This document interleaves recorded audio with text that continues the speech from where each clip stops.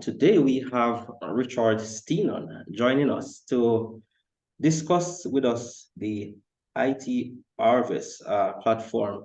Now, Richard is a research analyst, author of Security Yearbook 2023, and also voted as one of the top 30 security experts to follow for 2023.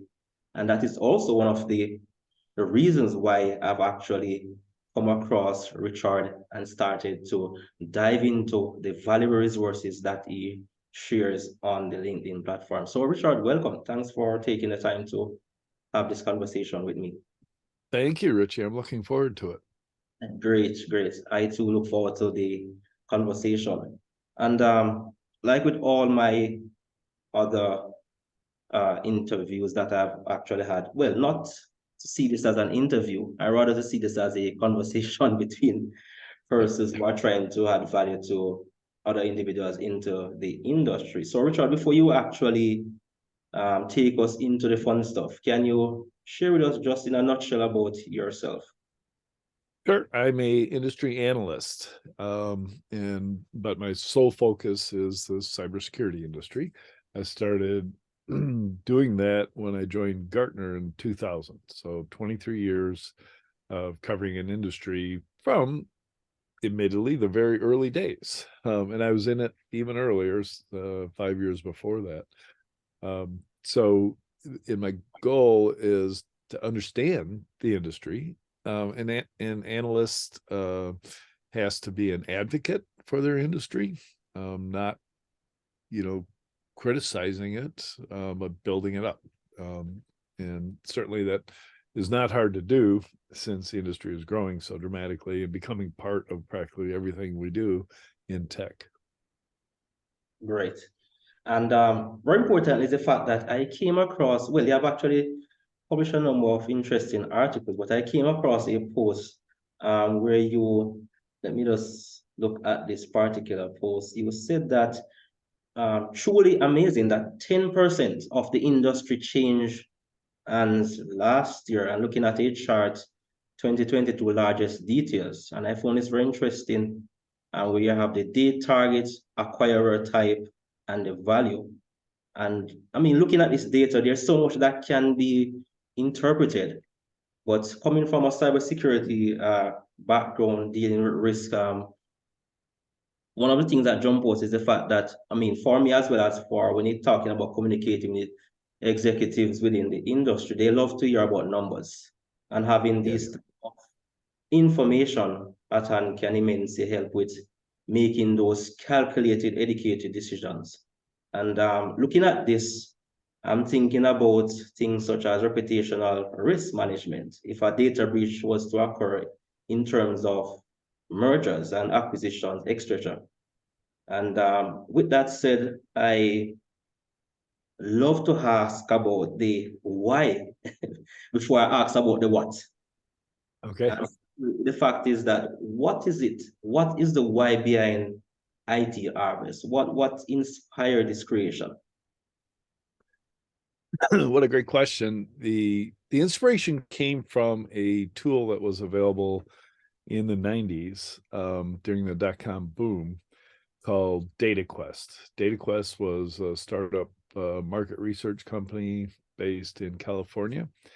And along with the internet, they actually started to publish all the information on the tech industry.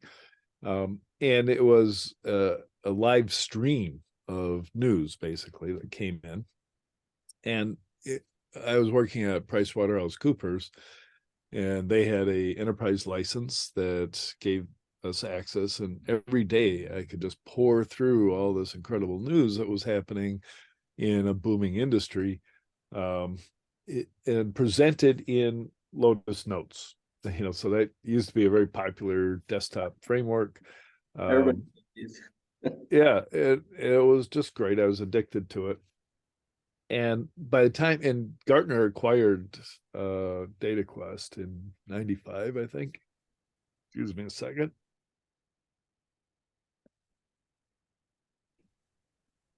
And by the time I got to Gartner, I started there in 2000, that was the only thing I knew about Gartner was the Gartner Data Quest product. And so I got there and I was excited. I wanted to have that same desktop experience, but by then Gartner had gutted it. And I even reached out to the DataQuest people and I said, hey, I've got to create a new Magic Quadrant for this new category called intrusion detection. Please give me all the vendors that have IDS products so I can go through them and decide which ones to include. They sent me a list of 6, half of which did not have IDS products, right? So their research had pretty much gone away. And so that bugged me. So when I left Gartner in 2004, by 2005, I launched IT Harvest. And really all I wanted to do is recreate Gartner Data Quest, but with a focus on the cybersecurity industry. So all the news in one place, all the data in one place. So I can answer quick questions at, right now I can ask my platform, show me all the data security posture management solutions or all the GRC solutions, which is the biggest category, by the way. And show me all the news every single day for that industry, all the M&A, all the funding, all the product announcements, lawsuits, executive changes. And if I had all the data, I could do bottoms up analysis of the industry. So nobody else has all that data, and they tend to use top down analysis. So if you're trying to figure out how big the firewall market is, all you have to do is look at Palo Alto, Cisco, Fortinet, maybe SonicWall and WatchGuard, estimate their revenue, assume that's 80% of the industry, and you're done. I said, well, that's not good enough. There are, over 50 firewall products out there from companies. I want to do it from the bottom up. I want to know what the revenue is at each of those 50, and then I'll add it up, and that will be the market size. And we launched our platform last March, even though, I've been working on it for 17 years. It came together really fast. I've been collecting all the data for 17 years, but didn't have any idea of how to build a platform to expose it. But with the advent of no code, it was, I won't say it was,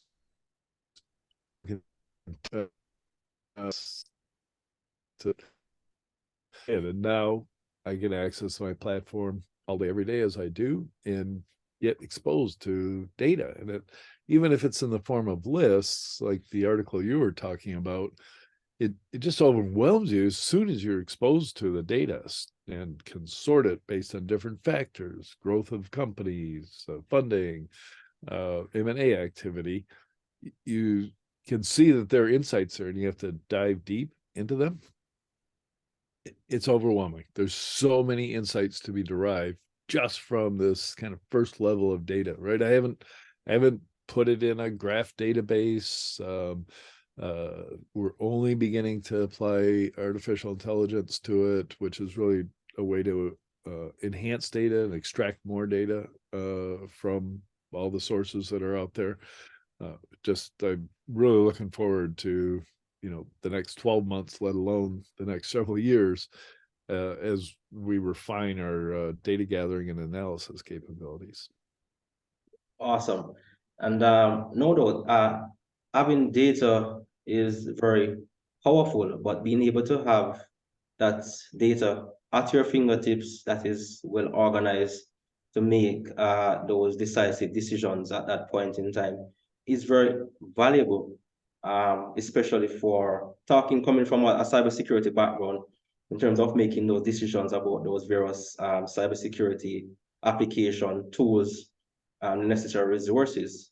Being able to access this platform and the resources that exist is quite resourceful. And when I look at this, one of the things that comes to mind is, this is a scenario. Let's say I am a cybersecurity professional, right? And I need to maybe purchase a security tool to find a vendor. How can this application or platform assist me in terms of from a return on investment perspective if I needed to use this application to present convincing information to the executives? Yeah. Yeah. So first of all, you can, if you're pitching that you need a certain thing, right? DSPM or cloud security posture management, you might want to preface it with, hey, look at all these vendors. We went from no cloud security posture management vendors to, about 20 today. Here they all are. Look at their size, even their amount of funding, and you can tell, you build a case that the industry supports your need for this new tool. And then for product selection, you can say, well, look, we only want to buy from vendors that may be in these particular countries. So, if you're in Europe, for instance, there's a strong tendency to want to buy local. So you might give preference to either a vendor that's headquartered in your country or in the EU in general. So you can quickly determine who those are. And then, there'll always be US and probably Israeli vendors in any segment of product you're looking at.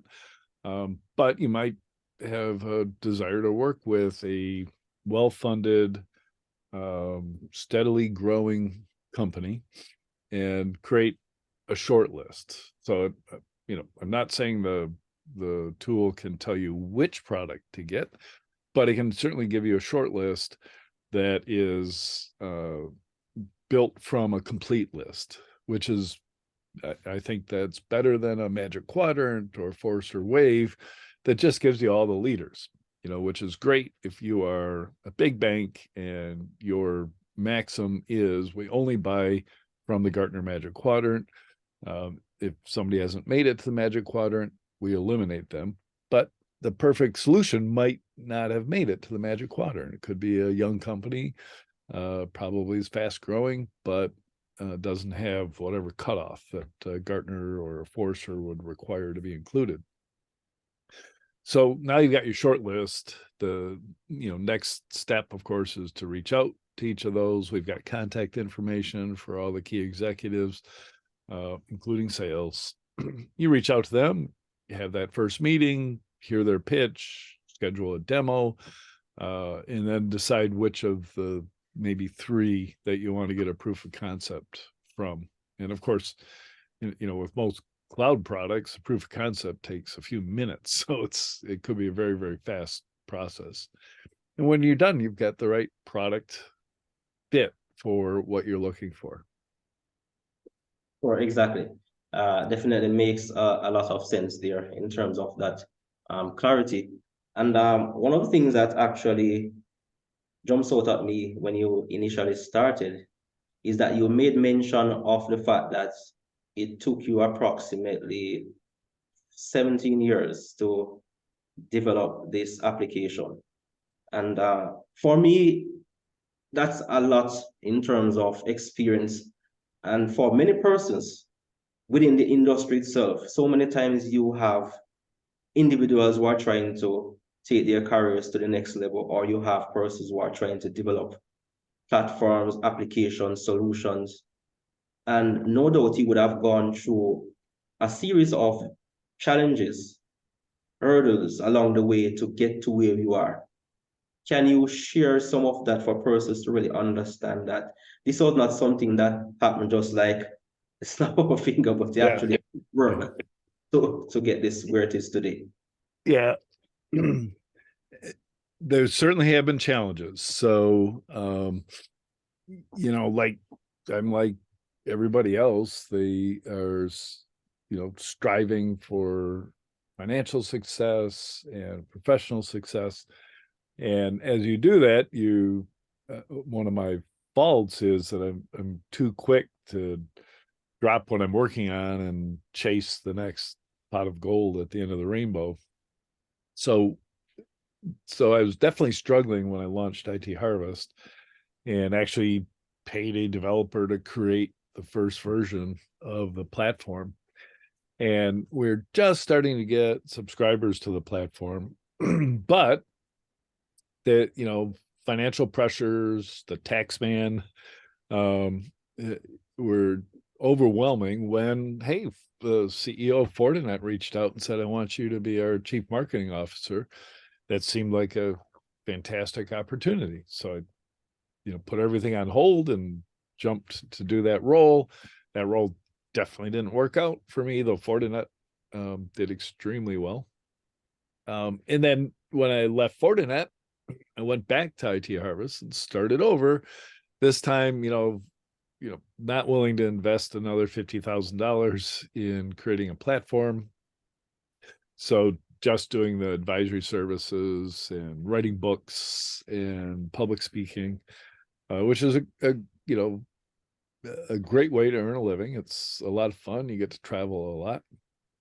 And that would tended to be the case is, if I mismanaged my finances, I'd take a job at another company and work my way through that. And then for one reason or another, found myself out of a job and would just relaunch IT Harvest. So last cycle that I broke out of was in 2007 when I left Blanco Technology Group, which was a cool data erasure company.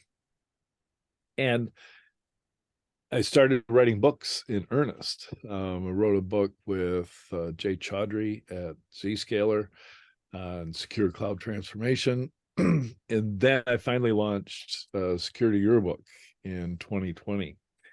And by the way, I've got some big news about that.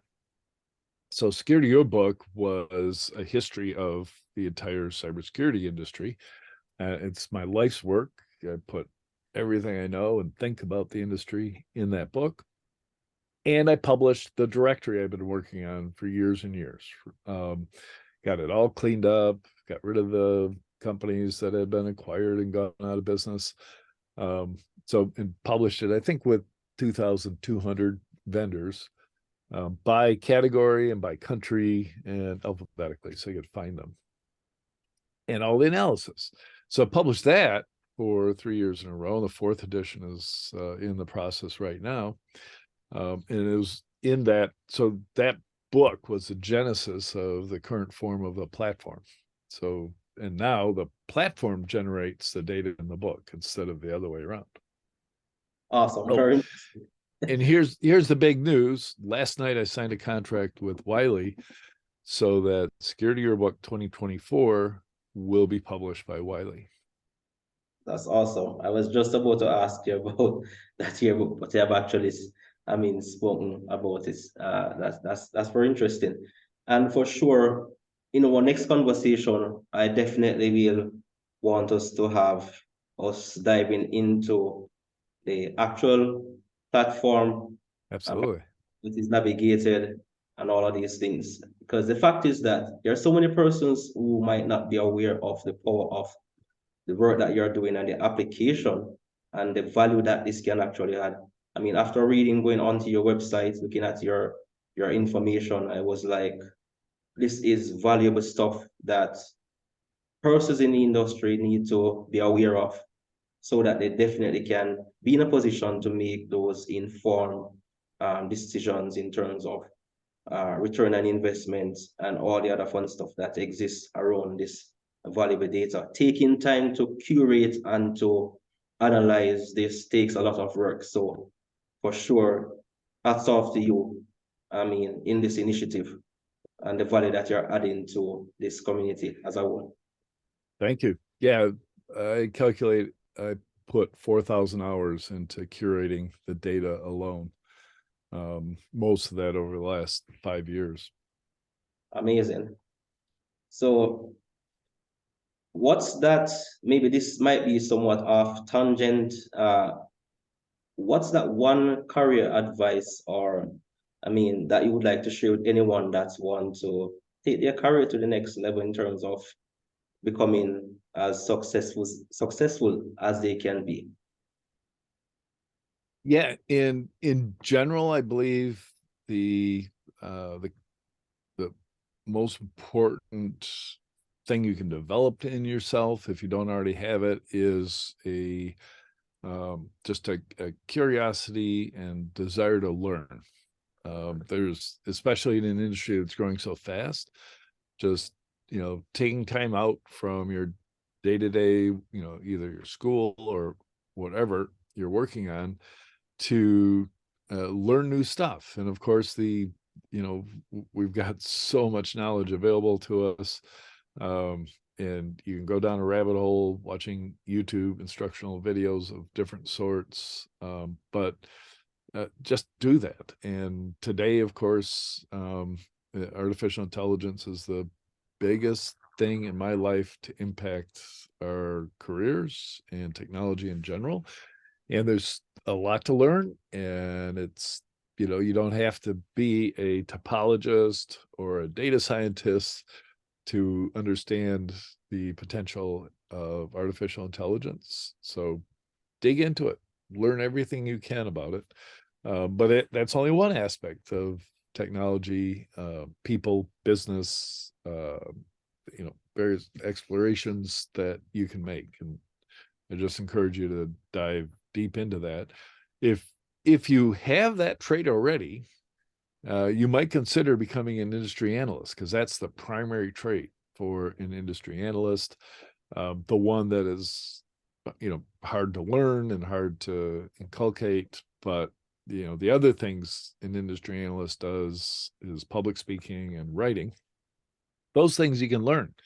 Even if you're nervous when you get on stage, after the 100th time, you're no longer nervous. As a matter of fact, you're very relaxed. So, and the writing, same thing.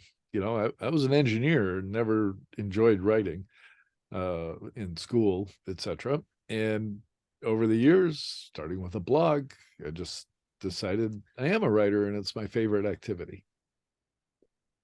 That's a very good note for us to end on. And for sure, there are so many avenues that we could actually go into in terms of having this discussion. But for sure, Richard, this was indeed a value-added conversation. And it was a pleasure taking this time out to be with us today on CyberJA to have this conversation. Thank you, Rich. It was great. Awesome. And I look forward to many more of these conversations. So guys, I also recommend connecting with Richard to gain insights from his featured articles on his LinkedIn profile. So everyone, until then, stay connected for all future recordings on the CyberJA show with me, your host, Richard Perry.